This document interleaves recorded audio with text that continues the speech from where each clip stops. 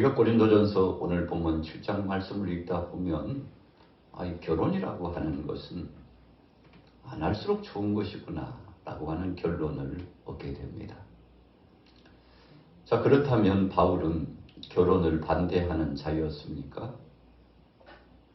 오늘 본문 고린도전서 7장 말씀 가운데 이 상황은 시대적 배경 때문에 어쩔 수 없는 상황 가운데 바울이 고린도 교회 그 인근 근동에 있는 사람들을 향한 권면의 말씀이지 결혼을 반대하는 자도 아니고, 그리고 결혼이 우리에게 있어서 무거운 짐이라는 말씀도 아닙니다.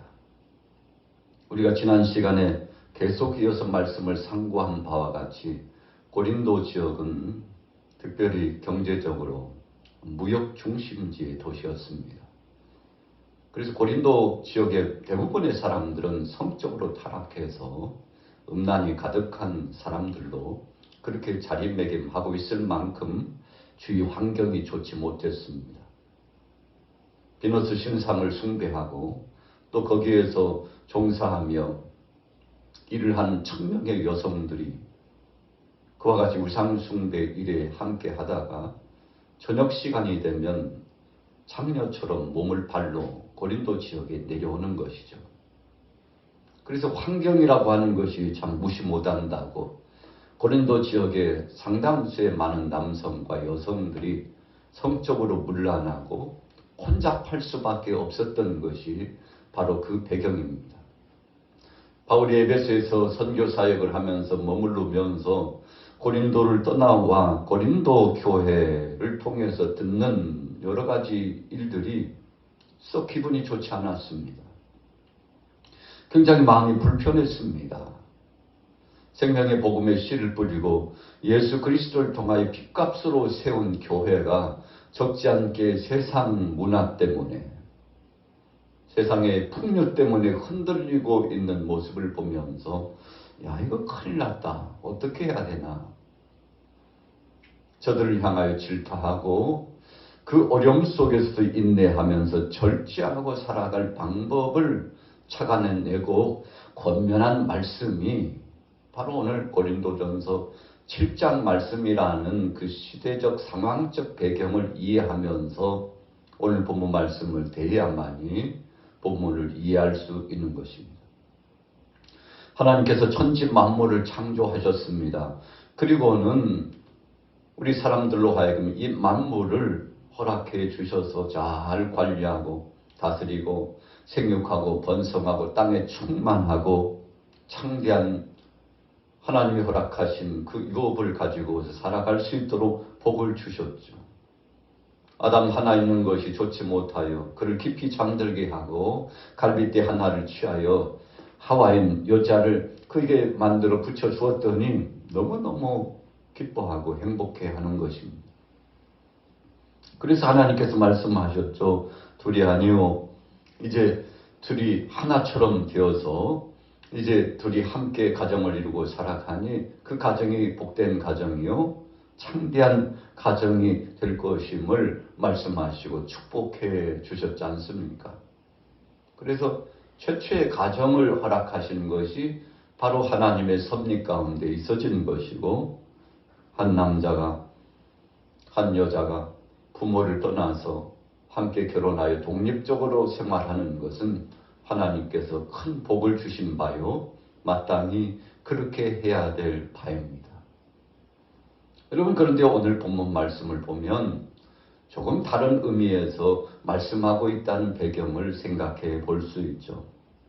사람들이 성적으로 타락하고 음란되어지고 쉽게 가정을 버리고 남편을 버리고 아내를 버리고 참 이렇게 말도 안 되는 삶을 살아가고 있는 이 고린도 지역 성도들에 대해서 질타를 가하기 위해서 할 수 있는 범위 안에서 최선을 다하여 가정을 지키고 자신의 가정 안에서의 본분을 지킬 것을 저들을 한편에서는 위로하기도 하고 한편에서는 채찍하기도 하고, 그래서 그 어려움 속에서도 본분을 지켜나가되 상황적 시대적 배경이 이제 곧 머지않아 주님이 곧 오신다는 입장의 관점에서 오늘 본문의 말씀을 전하여 주신 것입니다. 자, 본문으로 돌아가 볼까요? 자, 7장 1절 보십시오. 너희가 쓴 문제에 대하여 말하면 남자가 여자를 가까이 아니함이 좋으나. 이게 무슨 이야기인가요? 남자가 여자를 가까이 아니함이 좋다. 여러분, 서론에 말씀드린 것처럼 참 부정한 방법으로 살아가는 그런 행태를 질타하고 있는 것입니다. 2절에 보십시오. 같이 읽습니다. 2절, 3절 시작. 음행을 피하기 위하여 남자마다 자기 아내를 두고 여자마다 자기 남편을 두라. 남편은 그 아내에 대한 의무를 다하고 아내도 그 남편에게 그렇게 할지니라. 자, 핵심적인 포인트가 바로 2절 초입에 있습니다. 음행을 피하기 위하여 그런 것이다 하는 것이죠. 여러분, 오죽했으면, 바울이 오죽 답답했으면 고린도 교회 성도들을 향하여서 당연한 것임에도 불구하고 당연한 그 범위의 책임과 의무를 다하지 않는 저들을 질타했겠습니까? 마땅히 해야 될 것이지만, 그러나 시대가 악하고 상황적으로 그런 사람들이 많다 보니까 여러분, 진리와 진심과 본질이 자꾸만 흐려지고 있는 것을 보고 그러지 말고 원상태 가정의 회복으로 돌아오라고 그렇게 말씀하고 있는 것이죠. 그래서 남자가 여자를 가까이 아니함이 좋다. 성적으로 타락하고 아내를 버리고 가정을 버리고 나가서 저녁 시간대에 가서 아주 문란한 성생활과 미혹에 빠지는 고린도 지역에 사랑하는 남성들이여, 자기 자신을 성찰하고 정신 바짝 차리라는 의미로 권면의 말씀을 주고 있는 것입니다. 이런 일들이 교회 가운데 들어왔기 때문에 오늘 바울이 심각했던 것입니다. 버젓이 자기 아내가 있는데 다른 여성들에게 관심을 가져요. 자기 남편이 있는데 다른 남자에게 관심을 가져요. 그런데 이것이 일상처럼 보여지고 그것이 당연히 그렇게 사는 거 아니야? 라고 들려졌을 때는 아주 심각한 문제가 되고 있다고 오늘 바울은 생각을 했던 것입니다. 자, 4절에 보십시오. 아내는 자기 몸을 주장하지 못하고 오직 그 남편이 하며 남편도 그와 같이 자기 몸을 주장하지 못하고 오직 그 아내가 하나니 서로 분방하지 말라. 다만 기도할 틈을 얻기 위하여 협의상 얼마 동안은 하되 다시 합하라. 여러분, 이게 도대체 무슨 이야기입니까? 당연히 그렇게 해야 되는 거 아니야? 그런데 이것을 강조하고 있어요. 목소리를 높이고 있습니다. 할 수만 있으면 분방하는 것 조심하라라는 것입니다. 그 자리에 있어야 될 남편과 아내가 그 자리에 있어야 되는데 그 자리 없이 자신의 일상적인 생활의 범위에서 탈선하지 말라는 아주 중요한 의미로 말씀을 주었던 것입니다. 오죽했으면 바울이 결혼도 하지 않은 사람 아닙니까? 사실 이 당시에 고린도서의 말씀을 정리하여 편지글로 전할 때는 꽤 젊을 때입니다. 나중에 약 10년 후에 나이가 지긋해가지고 그가 에베소서의 말씀을 전할 때는 에베소서의 말씀의 가정이 얼마나 중요한지, 남편은 아내를 사랑해야 되고 아내는 남편의 그 뜻에 복종하면서 서로 존중하고 배려하고 사랑하면서 살아가야 된다는 바울의 입장이 조금은 더 적극적인 방향으로 결혼과 가정생활에 대해서 말씀을 하고 있습니다. 여러분, 그러니까 오늘 바울이 자기 중심적인 의미가 가미되고 있다는 사실을 우리가 볼 수 있는 것이죠. 좀 젊었을 때에는 젊었을 때 입장에서 나이가 좀 들고 이제는 자신의 주위에서 가정과 지역을 바라볼 때는 또 그 관점을 가지고서 더 귀하게 여기고 하나님 앞에서 말씀을 풀어 선포했던 것입니다. 자, 그래서요, 오늘 6절, 7절 말씀을 그런 관점에서 이해해야 하는 것입니다. 자, 6절, 7절 같이 읽어보겠습니다. 시작. 그러나 내가 이 말을 하면 허락이요 명령은 아니니라. 나는 모든 사람이 나와 같이 되길 원하노라. 그러나 각각 하나님께 받은 자기의 은사가 있으니 이 사람은 이러하고 저 사람은 저러하니라. 바울은 결혼하지 않고 혼자 살기로 작정했습니다. 그 이유와 배경은 주님이 오실 날이 불현듯 더 가까웠다고 마라나타 주님을 바라보고 있었기 때문에 그렇습니다. 이제 잠깐 후면 주님이 오실 텐데 내가 결혼을 해서 그래서 일상생활 때문에 복음을 증거하는데 선교 사역하는데 어떤 걸림돌이 된다면 안 되겠지 하고 결혼하지 않기로 마음에 작정하고 평생을 복음 전하기로 그의 마음속에 소원하고 있었던 것입니다. 그런 관점에서 여러분들도 그런 생각을 가지고 결혼을 안 하고 얼마 있지 않으면 주님이 불현듯 오실 날이 가까웠는데 나처럼 복음 전하는 일에 힘썼으면 좋겠습니다. 그러나 각각 은사가 다르니 정하는 바가 다르니 각각 형편대로 하십시오 라고 하는 관점으로 말한 것이지. 성경에 보니까 바울은 독신이 좋다고 했고 결혼 안 하는 것이 더 좋다고 했으니까 결혼은 의무관계에 따라서 꼭 해야 되는 것은 아니지.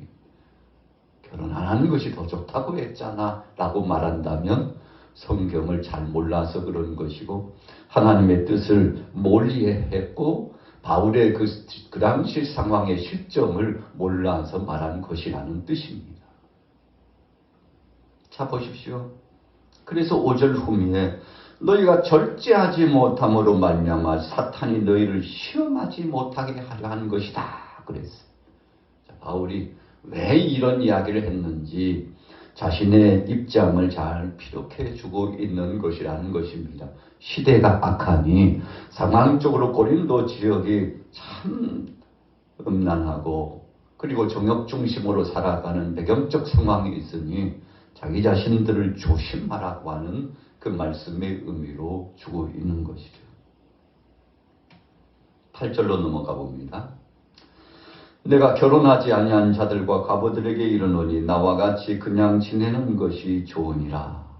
만일 절제할 수 없거든 결혼하라. 정욕에 불같이 타는 것보다 결혼하는 것이 나으니라. 자, 여기서 또 한 가지 포인트의 말씀을 주셨어요. 절제할 수 없거든 그랬어요. 자, 2절에서는 음행을 피하기 위하여 그랬습니다. 참 바울이 마음에 지금 굉장히 답답합니다.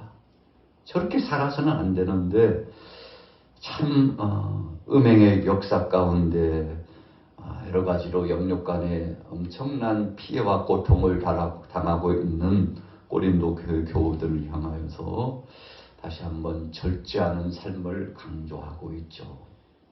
몸을 함부로 하지 말라는 것입니다. 여러분 그래서 할 수 있다면 그런 결혼을 안 해도 좋으니까 자기 몸을 보존하고 자기 영혼과 육체를 철저하게 보존해서 시대가 악하니 믿음을 지키라고 하는 관점으로 말씀을 준 거죠. 그래서 정말 정욕에 불타는 사람이 있다면 빨리 결혼하라는 것입니다. 타락의 진상 때문에 하나님 영광 가리고 사탄의 밥이 돼가지고 나가서 하나님의 영광을 가린다면 빨리 결혼하는 것이 좋다고 그렇게 말씀을 주고 있는 것이죠. 자, 14절로 건너뛰어 볼까요? 믿지 아니하는 남편이 아내로 말미암아 거룩하게 되고 믿지 아니하는 아내가 남편으로 말미암아 거룩하게 되나니. 자, 여기서부터는요. 불신앙 속에 있는 사람과의 결혼을 어떻게 할까? 바울은 적극적으로 허락을 하고 있습니다. 이유는 간단합니다. 선교의 목적의 관점에서 이야기하고 있습니다. 여러분들이요, 안 믿는 형제가 있다면 그냥 결혼하세요. 안 믿는 자매가 있다면 결혼하세요. 혹시 합니까? 하나님께서 그 자매를, 그 형제의 마음을 감동시켜서 그를 통해서 하나님의 영광을 받으시고 한 생명이, 한 영혼이 구원함을 받을지 압니까? 그러니 선교적 복음 증거의 측면에서 그 영혼을 불쌍히 여기고 결혼하세요. 그 영혼을 구원하기 위해서 결혼하세요. 이런 적극적인 의미로 말씀을 주는 것입니다. 그러나 성경에 통상적으로 총괄적으로 보면 불신자의 결혼은 하나님께서 기뻐하시지 않고 있죠.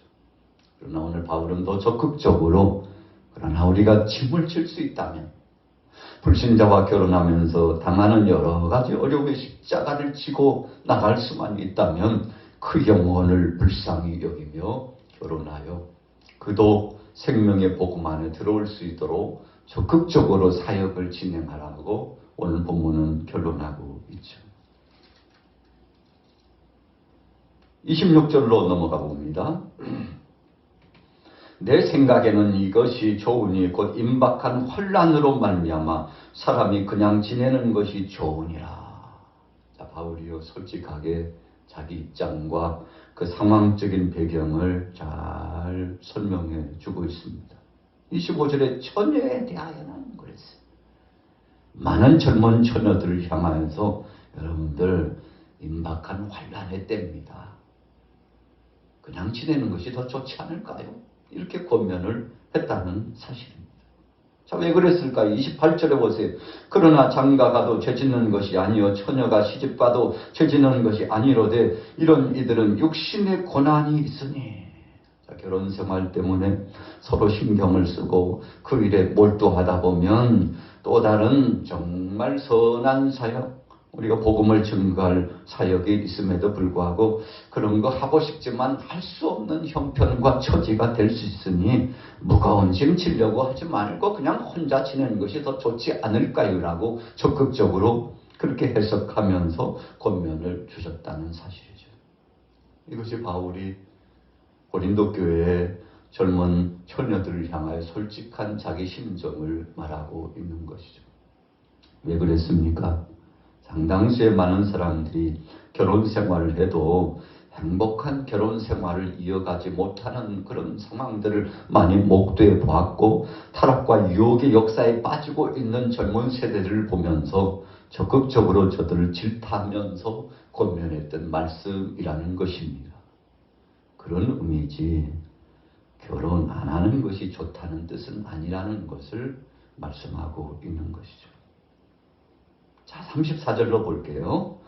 마음이 갈라지며 시집가지 않는 자와 처녀는 주의 일을 염려하여 몸과 영을 다 거룩하게 하려 하되 시집간 자는 세상 일을 염려하여 어찌하여야 남편을 기쁘게 할까 하느냐. 남편도요 아내를 기쁘게 하려고 애를 쓰다 보니까 그 청렴에 빠져가지고 세월이 세상에 금방 지나가서 50대고 60대지 않습니까? 그런 의미예요. 38절에요. 결론하겠습니다. 그러므로 결혼하는 자도 잘하거니와 결혼하지 아니하는 자는 더 잘하는 것이니라. 자, 이제 본문 말씀이 조금 이해가 되실지 몰라요. 여러분 그 당시 상황적 측면에서 그렇게라도 할 수 있다면 여러분들 그렇게 하길 원합니다. 권면했던 말씀이죠. 40절입니다. 그러나 내 뜻에는 그냥 지내는 것이 더욱 복이 있으리로다. 나도 또한 하나님의 영을 받은 줄로 생각하노라. 그랬습니다. 여러분 참 오늘 7장의 말씀은 좀 씁쓸한 기운이 감도는 내용입니다. 그러면서 바울이 굉장히 염려스러운 마음을 가지고서 고린도 교회 교우들에게 하나님의 말씀을 중심으로 반 질타, 반 위로 또 권면하면서 말씀을 전했습니다만 참 아름답고 복되어야 될 결혼과 결혼 생활과 또 하나님께서 복을 주시는 가정을 통해서 정말 기쁨의 삶을 살아가야 될 그 가정이 여러 가지 갈래로 찢어지고 그리고 고통을 당하는 것을 보고 적지 않게 마음을 쓰면서 하나님 앞에 기도하는 중심으로 권면했는데 참 그래서 고린도서의 말씀을 읽다 보면 적지 않게 시대가 얼마나 악했는지를 우리가 볼 수 있습니다. 여러분 그렇다면 오늘날은 어떻습니까? 참 우리가 상황적으로 보면요 오늘날도 고린도 시대와 참 다르지 않는 성적 타락과 문란한 역사가 가정을 침범하고 있다는 사실이죠. 여러분 그래서 오늘날 우리가 더 정신을 차리고 깨어서 하나님이 주신 가정, 하나님이 주신 결혼의 복, 하나님이 주신 선남 선녀의 만남과 하나님이 주신 영광스럽고 복된 역사를 흐리지 말고 정말 주님 주신 말씀에 따라서 우리 자신의 성별된 삶을 지키고 정상적인 가정 안에서 복을 누리며 살아가야 될 줄로 믿습니다. 그래서 본질이 무엇인지를 다시 한번 기억하면서 바울이 이제 조금 나이가 지긋해서 말씀을 강론하고 전했던 에베소서의 말씀을 보면 그래서 바울이 그랬구나 라고 하는 심정을 이해할 수 있는데, 오늘 여러분들 가정과 모든 범사가 하나님이 주신 은혜의 역사 가운데 복된 은혜를 사모하고 영광스러운 반열 속에서 믿음을 지켜나가게 되시기를 예수님의 이름으로 축원합니다. 아버지 하나님, 여러분의 신령과 무야를 사랑하고 성령님 역사하여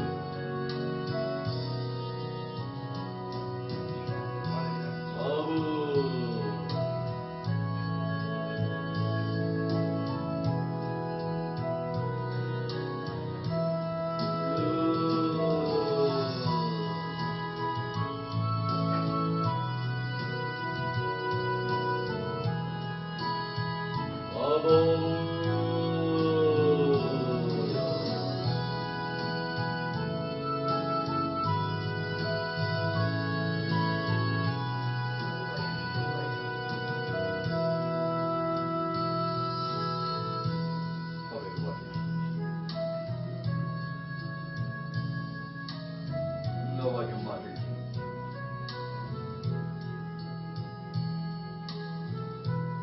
하와 연마를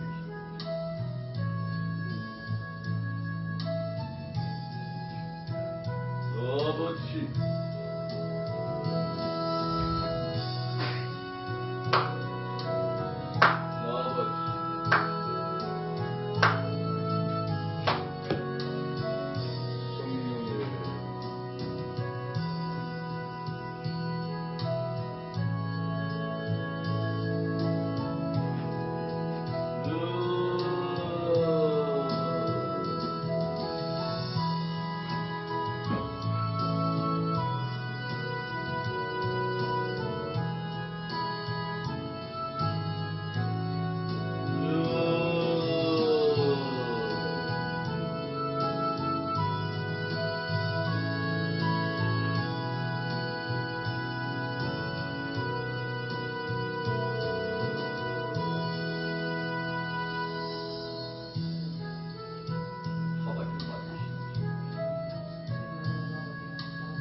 존귀하신 아버지 하나님,